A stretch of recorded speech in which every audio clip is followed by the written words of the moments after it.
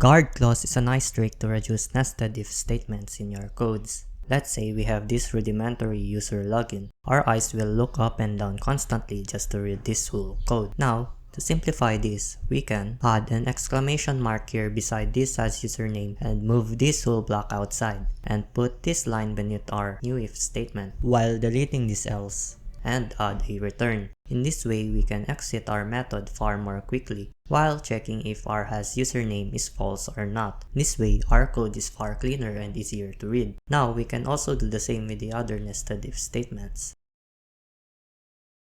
And when debug, we can see that it really works.